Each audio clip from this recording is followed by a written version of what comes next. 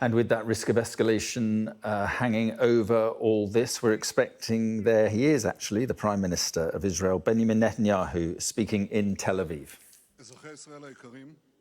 Dear citizens of Israel, good evening.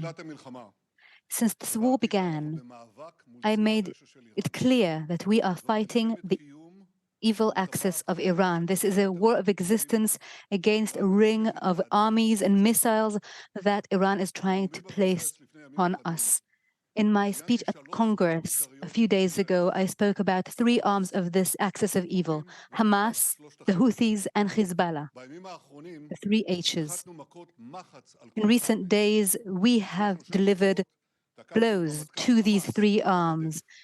We took out Mohammed Def, we took out the Houthis, we struck them in one of the Israeli Air Force's most distant attacks, and yesterday we attacked and struck Fuad Shukr, known as Muhsin, Hezbollah's chief of military. I would like to show my appreciation to the Israeli security forces and IDF for a precise strike on three fronts.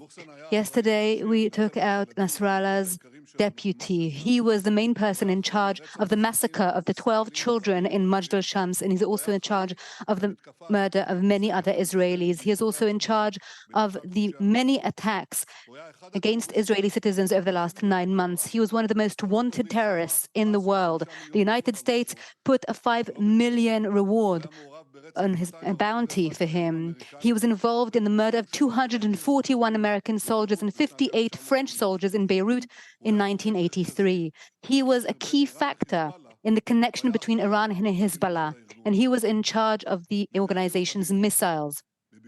Several days ago, when I visited in Majdal Shams, where the terrible massacre took place, I saw the grief of the families whose worlds have been ruined, and I told my sisters and brothers, the Druze, we are brothers and sisters. We have a pact of life, and this pact is becoming even stronger in these days of grief. The murder of these innocent children just added on to the terrible ongoing suffering of our dear northern residents who have been expelled from their homes and whose homes have been struck, and we will not remain silent.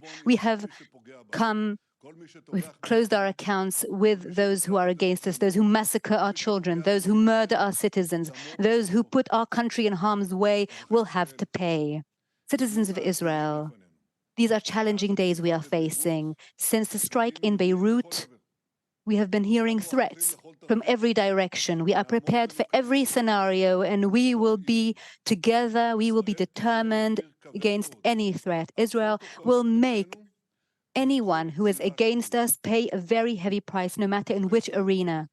Citizens of Israel, back in the first early days of the war, I said that it will take a long time and that it will require all of us to be patient. And I would like to reiterate that tonight. For the last few months, there's not been a single week when I have not been told, domestically and from outside the country, end the war. End the war because we have exhausted everything we can achieve and we cannot win it. I did not give in to these voices then, and I will not give in to them today. If we had given in to these pressures, we would not have taken out these leaders of Hamas and the many terrorists. We would not have destroyed Hamas infrastructure. They simply would have had them still remaining. We would not have taken over the Philadelphia corridor and the oxygen tube of Hamas that is allowing them to recover. We would not have created these conditions that are bringing us closer to an outline that will bring our hostages back, but will also allow us to achieve all the goals of the war, having all the hostages return and destroying all military and governing capabilities of Hamas to make sure that Gaza will no longer pose a threat to Israel, and to bring our residents in the south and north safely back to their homes. All of these accomplishments that we have accomplished in recent months, we have accomplished because we did not give in, because we made brave, courageous decisions despite many pressures domestically and from outside Israel. And I want to tell you, it was not easy. I had to push back on a lot of pressure. But above all else, we have accomplished all that we have accomplished because our warriors, our soldiers in the IDF, in the ISA, in the police force, in the various security forces, they're not giving in. They are fighting like lions. They are determined to win. And I, together with the people of Israel, and backing them with great love and with great faith in the justice of our ways.